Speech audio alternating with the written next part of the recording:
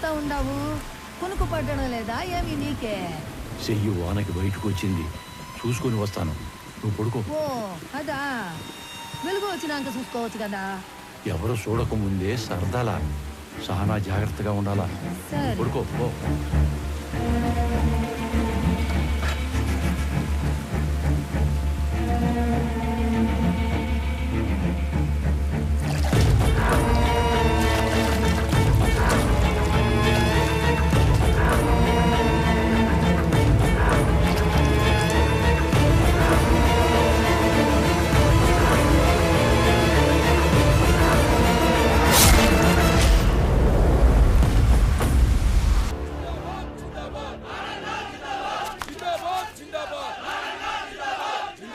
ఈ గొడవ ఏంటి సార్?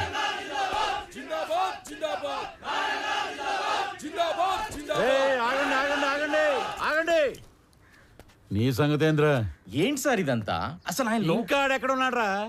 పెద్ద సత్య హరిశ్చంద్రులా మాట్లాడుతున్నావు. మేం పవర్ లో ఉన్నా ఆ రామారావు గారిని చూసుకుని ఆఫీసు మొత్తం మమ్మల్ని పట్టించుకున్నారా? అందుకే అన్ని ట్రాన్స్ఫర్ చేయించి ఆ ప్లేస్ లో ఇన్ఛార్జ్ గా నేను తెచ్చుకుంది. నువ్వు చెప్పే బుర్రకథలంటానికి కాదు, పెండింగ్ లో ఉన్న మా ఎన్ఓసీలు ఫైల్స్ క్లియర్ చేసి మా చేతిలో పెట్టడానికి. సార్, మీలాంటి వాళ్ళు ఎవరో కోర్టులో వేసిన కేసుల వల్లనే ఆయన ఇంకా రిలీవ్ అవ్వలేదు. అసలు ముందు మీరు రామారావు గారిని వాడు వీడు అనకండి సార్, నేను ఒప్పుకోను. ఒప్పుకోపోతే ఊరేసుకోరా. అయినా నువ్వేంట్రా కొత్తగా ఈ మధ్య పొద్దు తిరుగుడు పూరా ఆడేపు తిరుగుతున్నావు? అంటే రామారావు గారితో పనిచేస్తే చాలు, ఎవడైనా సరే నిజాయితీ మాత్రం పుచ్చుకుంటారనమాట. ఇవన్నీ కాదురా, ఇప్పుడే ఫైల్స్ క్లియర్ చేయలేదనుకో, నిన్ను ఆఫీసుని మొత్తం తగలెట్టి బూడిచ్చేసి తీసుకెళ్దామని చెప్పి మంది మార్పులంతో వచ్చా. సార్ ఏంటి సార్ ఇదంతా? రే ఆడ మీద పెట్రోల్ పోయండి. ఇప్పుడు అవుతారా పనులు? ఈ ఎడంకన్ను కొట్టుకున్నప్పుడల్లా నేను నేల కతుక్కున్నాను రా, ఏదో జరగబోతుంది.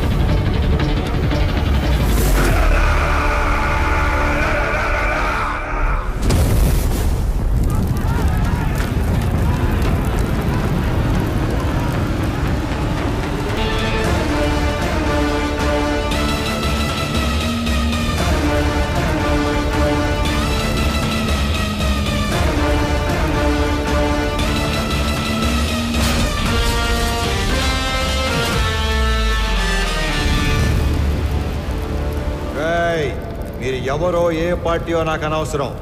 ఎవరైనా సరే అధికారంలో ఉన్నాం కదా అని కొండలు తవ్వేస్తాం, చెరువులు పూడి చేస్తాం, అడ్డంగా భూములు కొట్టేస్తామని దౌర్జన్యం చేద్దాం అనుకుంటే అవుట్ అవుట్.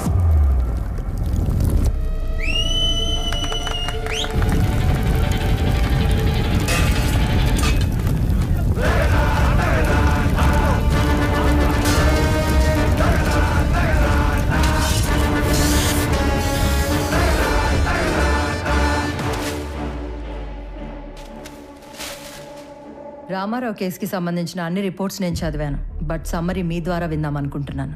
అఫ్కోర్స్ యువరానో, మేము రామారావుకి సంబంధించిన అన్ని యాక్టివిటీస్, అతను పెట్టే ఖర్చులు, ప్రాసెస్ చేసిన ఫైల్స్ అన్ని ట్రాక్ చేసి చూశాక ఒకటి కన్క్లూడ్ చేయగలం. In simple words, mister Ramarao is highly controversial in his deeds but very calculative in his moves. మీరు అనుమతిస్తే Indo Japanese power project case తోటి ప్రారంభిస్తాను.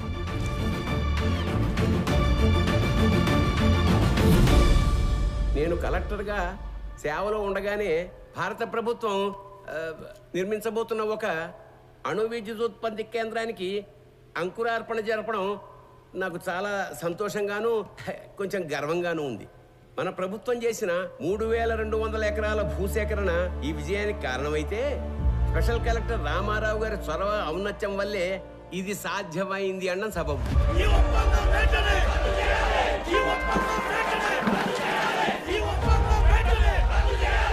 హైతో గారు sir as a token of appreciation to mister Ramarao felicitate him please.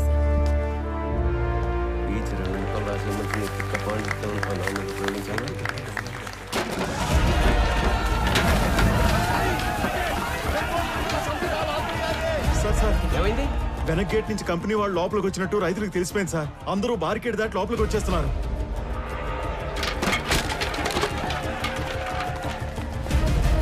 Company వాళ్ళకి security ఉన్నా ఎందుకైనా మంచిది rule ప్రకారం ఎస్పీకి ఇన్ఫార్మ్ చేయి. రామారావు సార్.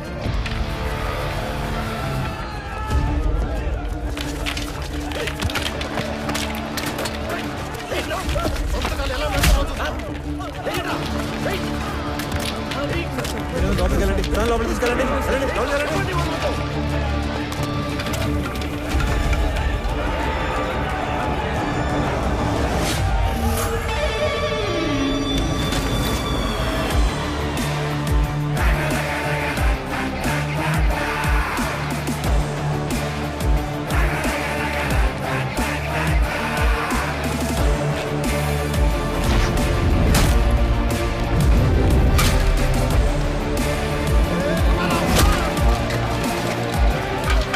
డబ్బులు కట్టి భూములు స్వాధీనం చేసుకున్న తర్వాత ఈ గొడవ ఏంట్రా? విప్లవం చేస్తాను అనుకుంటున్నావా? అవును, విప్లవమే. దున్నే ప్రతి రైతు నిత్య హరిత విప్లవం చేపట్టే నీలాంటి వాళ్ళు రోజు మేము పెట్టింది తిని మా మీద పెత్తనం చెలాయిస్తున్నారు. ఏందిరా పెద్ద పెద్ద మాటలు మాట్లాడుతున్నావు? అయిందేదో అయిపోయింది, అందరూ బయటకు వెళ్ళండి. వెళ్ళండి.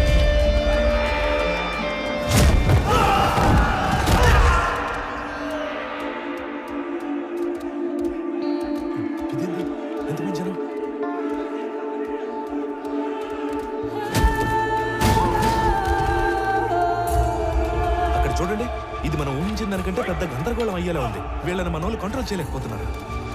వెంటనే ఎమ్మెల్యే గారికి చెప్తారు. పదండి పదండి.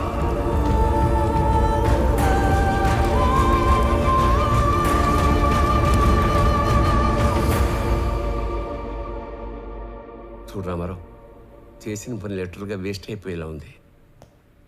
చేయి దాటిపోకముందే ఈ ప్రాబ్లమ్ సాల్వ్ చేయమని పైనుంచి నాకు ఆర్డర్స్ వచ్చాయి. మీ నెత్తి మీద కట్టు, నా ఒంటి మీద దెబ్బలు, ఇంకా చేయి దాటకపోవటం ఏంటి సార్? మొత్తాన్ని లోపల నుంచి మన పని మనం చేసుకోవటమే. రైతులా సార్ వీళ్ళు? రౌడీలు. ఆయన నువ్వేంట్రా? సమస్య ఇంకా పెద్ద చేసేలా ఉన్నావు. వదులు. ఈ గొడవ ఇంకా పెద్దది. నేషనల్ ప్రెస్కి ఎక్కితే ఈ వెంచర్కి బ్రేక్స్ పడతాయి. అందుకే సెంట్రల్ మినిస్టర్ రంగంలోకి దిగి కాంప్రమైజ్ చేయమని. ఈ ప్రాజెక్ట్ లో మా హైకమాండ్ కి ఇండైరెక్ట్ గా షేర్ ఉందయ్యా. ఈ రోజు ఆ అగ్రిమెంట్ అవ్వకపోతే పార్టీలో నన్ను పక్కన పెట్టేస్తారు. సార్ లాస్ట్ మినిట్ లో ఇంత హంగామా చేసి బ్లాక్ మెయిల్ చేయడానికి వచ్చారు సార్ వీళ్ళు. రామారావు, మనం కొన్నది ఎకరం 7 నుంచి 8 వేలకి. కానీ ఎంఓయూలో ఎకరాకి 40,000 డిక్లేర్ చేశాం. అంటే రూపాయి పెట్టకుండా ఢిల్లీ హైకమాండ్ బినామీలకు 20%, మన గవర్నమెంట్కి 30% షేర్ వస్తుంది. అందుకే కొంత అఫీషియల్ గా కొంత అన్అఫీషియల్ గా డబ్బిచ్చి రైతులను ఒప్పించి ఇష్యూ క్లోజ్ చేద్దాం అనుకుంటున్నాం. నువ్వు ఇంటికెళ్ళు, రైతులతో మేము మాట్లాడతాం. నువ్వుంటే కోపాలు ఇంకా పెరుగుతాయి. నువ్వు వెళ్ళు రామారావు. ఆ రోజు అర్ధాంతరంగా రామారావుని ఇంటికి పంపించి రైతులందరికీ ఎకరానికి 20,000కు పైగా డబ్బు కట్టి ఎంఓయూను ముగించారు. కొన్ని రోజుల తర్వాత ఎమ్మెల్యే సత్యనారాయణ గారికి రామారావు మీద అనుమానం వచ్చింది. ఎంఓయూలోని కాన్ఫిడెన్షియల్ రేట్స్ రైతులకు చెప్పి వాళ్ళను రెచ్చగొట్టి రామారావే తిరుగుబాటు చేయించాడని కేసు పెట్టారు. అనుకున్న దానికన్నా ఎక్కువగా రైతులకు చెల్లించిన 7 కోట్ల రూపాయల పరిహారంలో రామారావు కమిషన్ తీసుకున్నాడని కూడా కేసు పెట్టారు.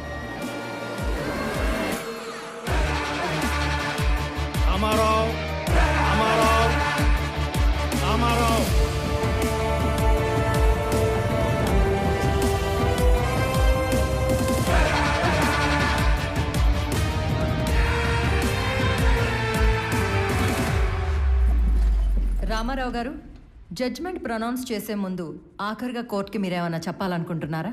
Thank you for asking your honour. నేను చేసిన తప్పు అయితే నేను చేసిన దానికన్నా 10 వంతులు ఎక్కువ పెట్టుంటారు వీళ్ళు మీ ముందు. అదే నేను చేసిన మంచి అయితే చేసిందంతా వాళ్ళ మనసులో పదిలంగా పెట్టుకొని ఉంటారు. అంతకంటే చెప్పుకోవడానికి నా దగ్గర ఇంకేమీ లేదు యువర్ ఆనర్. అభియోగం మోపబడ్డ 17 కేసులలో 3 కేసులు క్లిష్టమైనవి కావడం వలన ఒక ఫ్యాక్ట్ ఫైండింగ్ కమిటీని కోర్టు ఏర్పాటు చేసింది. ఈ కేసులకు సంబంధించిన నిజానిజాల్ని నిర్దేశించి ఒక కామన్ ఆర్డర్ కింద తీర్పు ఇవ్వాలని ఈ కోర్టు నిర్ణయించింది. అన్ని కేసుల పూర్వాపరాలు పరిశీలించి కమిటీ ఇచ్చిన రిపోర్ట్లని పరిగణలోకి తీసుకున్న పిదప సబ్ కలెక్టర్ బి రామారావు గారి మీద మోపబడ్డ ఏ ఒక్క అభియోగం నిరూపణ కాలేదని ఈ కోర్టు తీర్మానించింది. ఆన్ ఎ పర్సనల్ నోట్, ప్రతి ప్రభుత్వ ఉద్యోగి పదవీ స్వీకారం చేసేటప్పుడు ప్రమాణం చేసే ఓత్ ఆఫ్ ఎలిజియన్స్ ని రామారావు గారు 100కి 100 పాళ్లు గుర్తుపెట్టుకుని పాటించినట్లు కనిపిస్తుంది. అధికారం అంటే సేవతో కూడిన బాధ్యత అని అర్థం చేసుకుని అతను చేసిన కొన్ని పనులు బియాండ్ డ్యూటీలా ఉన్నా న్యాయపరంగా ఉన్నట్లుగా నమ్ముతూ అతని మీద ఉన్న అన్ని అభియోగాలని కోర్టు కొట్టివేస్తూ తీర్పు ఇస్తుంది.